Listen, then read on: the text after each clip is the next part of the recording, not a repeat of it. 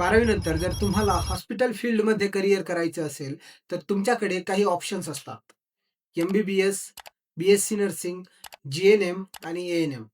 पण प्रश्न असा असतो, की या सगळ्यात बेस्ट कोर्स कोणता आहे? नमस्कार मित्रांनो, मी आहे कलीम आणि तुम्ही पाहत आहात कलीम सर अनफिल्टर्ड मराठी. मागच्या व्हिडिओमध्ये आपण पाहिले होते, की 12वी नंतर किती प्रकारचे करियर सेक्टर्स असतात. आजच्या व्हिडिओमध्ये आपण पाहणार आहोत हेल्थ सेक्टर्समध्ये कोणकोणते कोर्सेस आहेत आणि त्या कोर्सेसचे कंपॅरिझन करणार आहोत.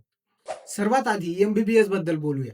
एम-बी-बी-एस म्हणजे डॉक्टर बनण्याचा कोर्स. कालावधी लागतो साधारण 5 ते 5.5 वर्ष. ॲडमिशन नीट एक्झामद्वारे होते आणि फी प्रायव्हेट कॉलेजमध्ये खूपच जास्त आहे. दुसरा महत्त्वाचा कोर्स म्हणजे बी-एस-सी नर्सिंग.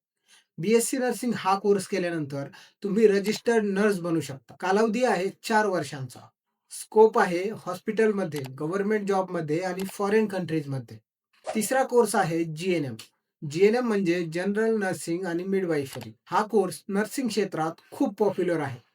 याचा कालावधी आहे 3 वर्ष आणि याची फी बी-एस-सी नर्सिंगपेक्षा खूपच कमी आहे आणि जॉब अपॉर्च्युनिटीजही खूप चांगल्या असतात.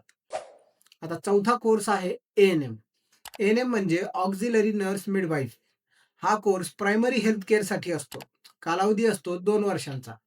फी जी-एन-एम एवढीच असते. हा कोर्स करून तुम्ही हेल्थ वर्कर म्हणून काम करू शकता. पण इथे एक अट आहे. हा कोर्स फक्त मुलीच करू शकतात. आता या चौघांमधील कंपॅरिझन पाहू. एम-बी-बी-एस म्हणजे डॉक्टर, बी-एस-सी नर्सिंग म्हणजे प्रोफेशनल नर्स, जी-एन-एम म्हणजे नर्सिंग स्टाफ आणि ए-एन-एम म्हणजे प्रायमरी हेल्थ वर्कर. प्रत्येक कोर्सचा आपला वेगळा स्कोप आहे. पण कोर्स निवडताना 3 गोष्टी खूप महत्त्वाच्या असतात. पहिला इंटरेस्ट, दुसरा फी आणि तिसरा जॉब अपॉर्च्युनिटीज. पुढच्या व्हिडिओमध्ये आपण जी-एन-एम बद्दल संपूर्ण माहिती पाहणार आहोत. ॲडमिशन कसे घ्यायचे, फी किती असते, सॅलरी किती भेटते, जॉब कुठं भेटतो, सर्व काही. तर लवकरच चॅनलला सबस्क्राईब करून ठेवा, नोटिफिकेशन ऑन करून ठेवा. भेटूया आपल्या पुढच्या व्हिडिओमध्ये. धन्यवाद.